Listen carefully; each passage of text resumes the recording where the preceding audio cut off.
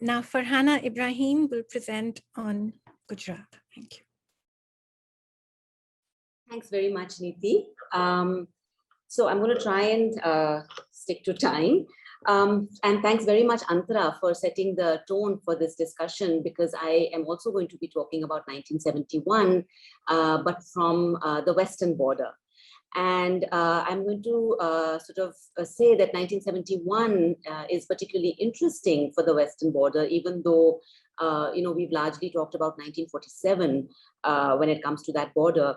And from the perspective of Kutch, which is where I'm located, I argue that it was 71 rather than 47 that really became central to the articulation of questions around nationality and citizenship. In recent years, particularly the 1971 war has come to be memorialized through spectacular public memorials in Kutch, which has become a popular tourist destination that is increasingly reinventing itself now as a site for war tourism. The 71 war and a nationalist narrative of India's unambiguous quote-unquote victory over Pakistan generates much of the attraction for this kind of war and border tourism. However, as I will argue, the consequences of this war from the perspective of Hindus who migrated from Sindh into Kutch in the hope of acquiring citizenship and a new identity is far more ambiguous than what a straightforward military victory may suggest. The experiences of these migrants also provide insights into the possible consequences of the CAA that selectively grants citizenship to migrants into India based on their religion. So, as we know, unlike Punjab and Bengal, the territory of Sindh was not partitioned, even if arguably the ways in which it is memorialized in India have taken different paths post-independence. Post-partition India had Sindhis whom it counted amongst its citizens, the mention of Sindh in its national anthem, but without the province that went by its name.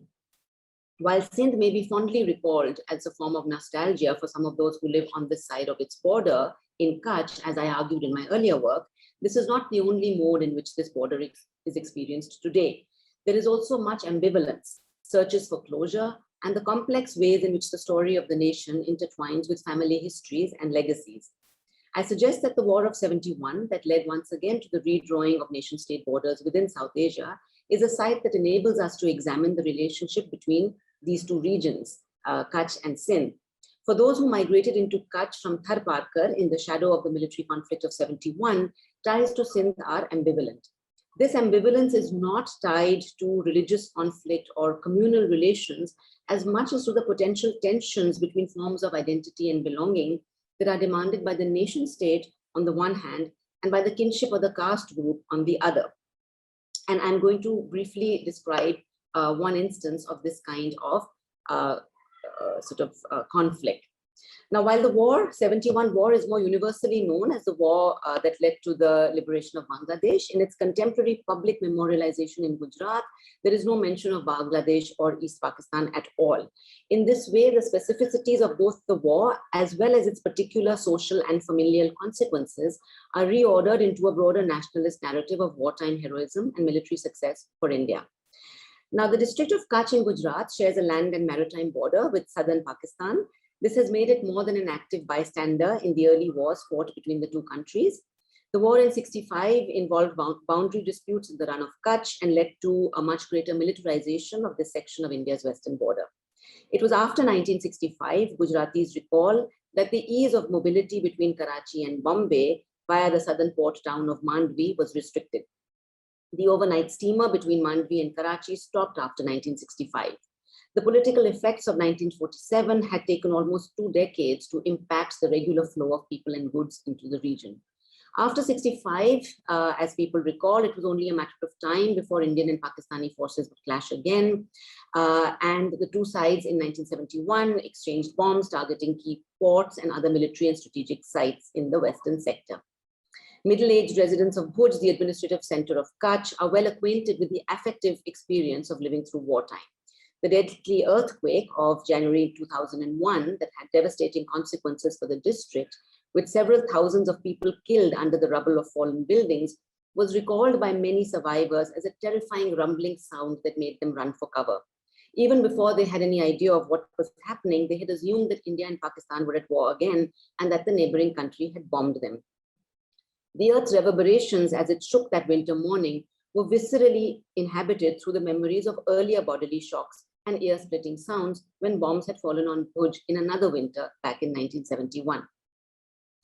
The local intelligentsia and middle classes of Kutch have for long articulated the trials of living on a border between mutually hostile states. Ever since I began fieldwork in this region in 2002, I've been a part of lively discussions that have underscored the need for a war memorial in Kutch. In these circles, there was a frequently expressed desire to publicly commemorate the contributions made by this border district to national security. It was in August 2015, finally, that a so-called war memorial was inaugurated a few kilometers east of Bhuj town in front of the main entrance to the village of Madhapur. India's defense minister presided over its unveiling. Although the year marked the 50th anniversary of the 65 war, the memorial was not, in fact, dedicated to that war. Instead, it was dedicated to the Viranganas, or brave women who had participated in the 1971 war. This inauguration brought into the public eye the 300 Patidar women from Madhapur village who had gathered together to repair an airstrip bombed during the war. Theirs is a fascinating story, but not one that I'm going to get into right now. The memorial is large and visible, located along the main eastern highway. I'm just going to share the screen. It's located along the main eastern highway that links the district to Ahmedabad and is called the Virangana Smarak, or the Memorial to Brave Women, dedicated as per its inscription to the brave hearts of 1971. It's built as an installation with 8 sculpted figures, 6 of which are women engaged in the runway repairs. Above them are models of 3 fighter aircraft. The memorial is prominently inscribed with the slogan Jai Jawan, Jai Kisan, harking back to the 1960s emphasis on food security and national security, joining the farmer and the soldier as twin pillars of the laboring body of the nation. While this installation makes no mention of it, it is difficult not to draw comparisons here with Bangladesh, where the term Birangana designates the Bengali women raped by the West Pakistani army during this very war. Unlike the forced sexual labor that the Virangana was called upon to perform during the war, the Kutch Virangana is memorialized for the physical labor she performed during wartime. This spectacular rendition was not the only public memorial to 1975 that has been inaugurated in recent times.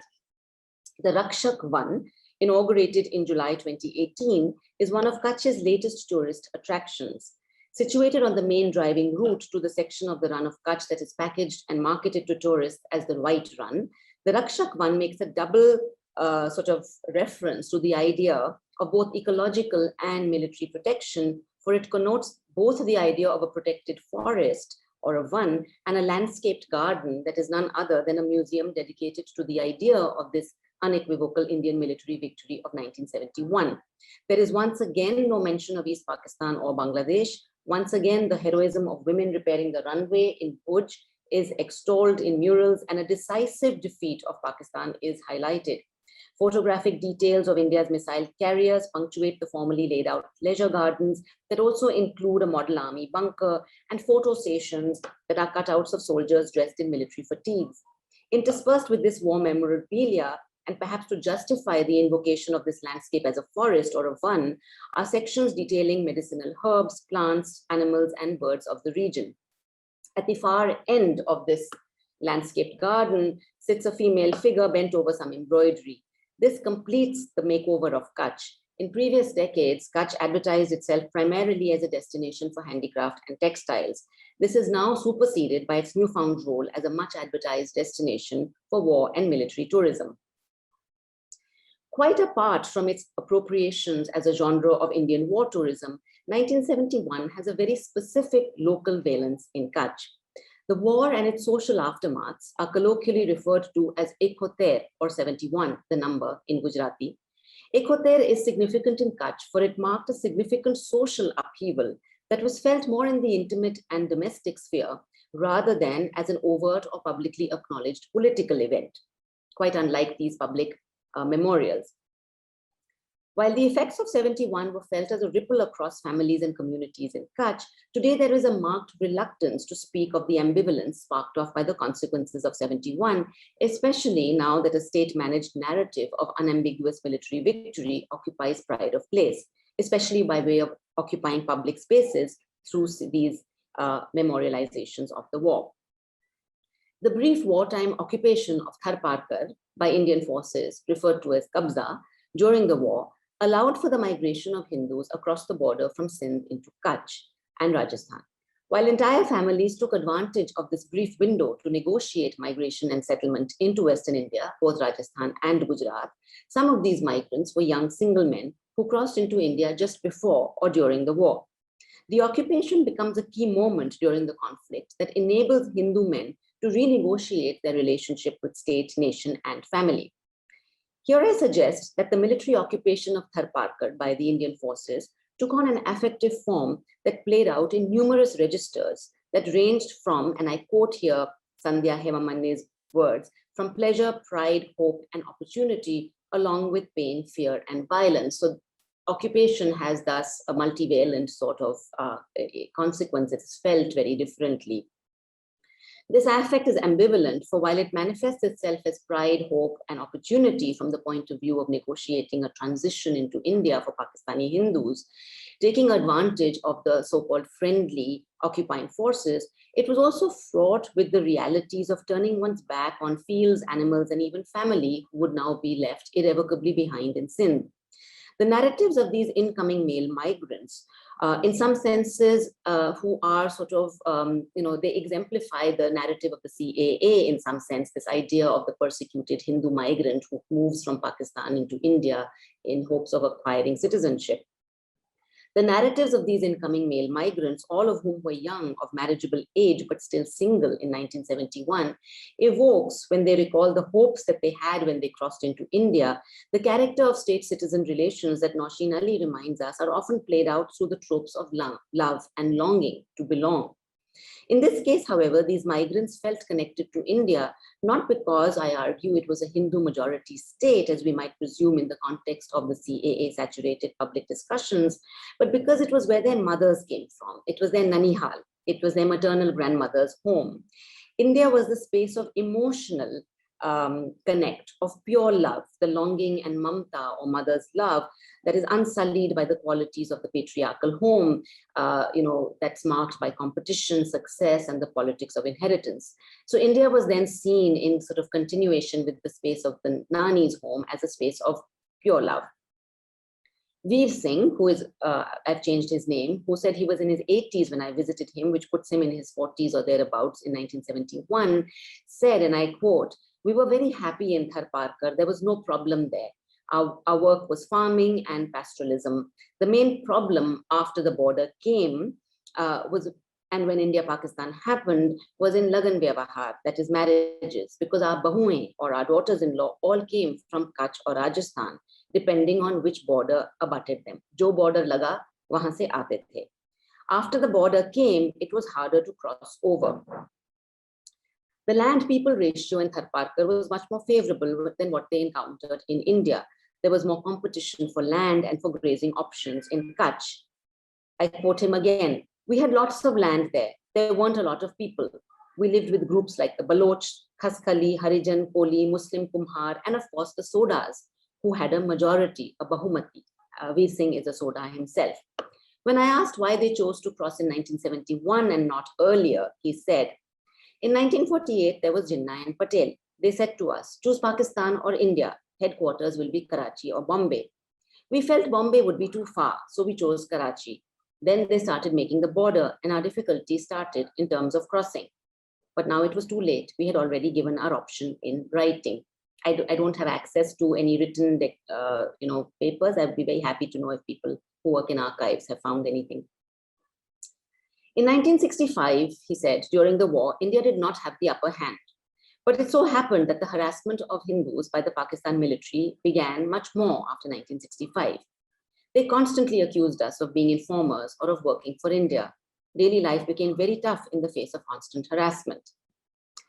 He goes on to say, we had already planned that we would break the Chowki, the military checkpoint, and go into India. But as it happened, before we could execute the plan, war broke out again in 1971. India took Kabza of Tharparkar, and during that time, with the help of the Indian army, we were able to cross into India. Now, as I have argued elsewhere, the key silences around the question of Sodha migration from Tharparkar coalesce around the question of caste. The Sodhas I interviewed made it clear that apart from harassment by the military and border guards in Pakistan, the real reason, and they refer to this very much as the real reason, asli reason they chose to migrate to India was the problem of Lagan Vyavahar or marriage relations. The constant invocation of their Bahumati or majority in Tharparkar attests to their position of dominance, both numerically and socially. Why were they compelled, as many of them insist, to move to India when they had plenty of land, animals, and social prestige in Tharparkar? Hamari hukumat thi, as another one of my interviewees said to me. This compulsion is couched as a social rather than as a national or religious obligation. The fact that, so it's not that India was Hindu majority, which is why they wanted to move there, but because there's compulsion of maintaining their marriage relations in an honorable form. The fact that as Sodhas who were constrained by their caste's hypergamous marriage rules, they could not but marry up. In other words, other Hindu groups who were ranked higher than them meant that the political border, once it could no longer be easily crossed after 1971, became an impediment to the management of caste honor. Since the Sodhas were the superior caste in Tharparkar, the only marriages that they could honorably conduct were with caste groups who lived further east, now in India, such as Jhala, Jadeja, Waghela, Chudasma, and so on and so forth. It is noteworthy that the imperative to cross the border in order to move into India permanently is not couched in the idiom of religion or nation, but by family relations. It is interesting that the Indian state formally recognizes marriage requirements as a valid reason to grant visas to Sodhas. And for this, I'm very grateful to Natasha Raheja for pointing this out, this directive by the Ministry of Home Affairs in June 2009. Now, unlike the young Sodha men who crossed the border into India, fueled by the confidence that a young man would have as he made his way to his maternal grandmother's home, feeling certain of the kind of welcome he would get there, although I have argued in more detail, and I don't have the time to get into this here, that this certainty that they expected was not always fulfilled. So very often when they actually did cross the border and to come and stay with their maternal relatives, they were disappointed by the fact that many of these maternal relatives who didn't actually know them, because of the nature of sort of patriviri local marriage, it meant that they didn't actually know these people personally. And given the kind of suspicion that punctuates cross-border migration, people were nervous of harboring people from the other side, from Pakistan, because the Indian military would then sort of come down heavily on them for, giving shelter to someone from across the border. So even though they were their maternal relatives, they were, for very valid reasons, not always very welcoming or very forthcoming in their hospitality. So that's another story. The story is quite different for young Muslim women crossing the border, and I have time just for a very, very brief narrative. The case of someone I call Firoza Bai, who was married in 1979 from Kanari village in Tharparkar. Firoza Bai, like many others, I'm sure, is caught in limbo between two states and stacks of paperwork. She still shuttles to and fro government offices to try and get a grant of permanent settlement in India, as she is unable to apply for Indian citizenship in the absence of a key link in the chain of bureaucratic paperwork required of her. Born in 1957, Firoza Bai arrived in Bhuj in 1979 on the heels of her marriage to her husband, a resident of Bhuj, the old city of Bhuj. Her border crossing is recorded on April 29, 1979 at the Atari rail checkpost, and the purpose of her visit is recorded as for permanent settlement. In a series of affidavits signed by Firoza Bai, we learned that she surrendered her Pakistani passport at the High Commission in Delhi, where she had traveled on previous occasions to apply for the renewal of her passport. Firoza Bai failed to secure a renewal of her passport because she failed to supply a national identity card issued by Pakistan. Further, she was unable to apply for Indian citizenship because to which she was entitled to by marriage, because she had not received the certificate of renunciation of citizenship by the Pakistani High Commission. Where she had submitted her passport and received a receipt for it, but not received the paperwork which she required to then apply for Indian citizenship. In the absence of this crucial piece of paper, despite having suitcases literally filled to the brim with paperwork, she has not been able to apply for Indian citizenship. And contrast this with the, the young men who traveled to India, of course, without paperwork, not just in 71, but even more recently, there are a number of cases of people who don't have the required paperwork, but are assisted quite differently to apply for Indian citizenship. I mean, there are times when they don't even necessarily want Indian citizenship, but are often encouraged to apply for Indian citizenship. All she manages on each trip to renew her visa, Firozabai that is an extension to stay granted for 2 years at a time, which has been up from 2-month and 6-month extensions that were granted earlier. She cannot claim belonging to India as she is a foreigner staying on a visa, but then she cannot lay any claim to Pakistan anymore either, as she has neither identity card nor passport from that country. She has not been able to travel and meet her relatives, even though her sons have visited their uncles. They were born in India, and so they are recognized as Indian citizens.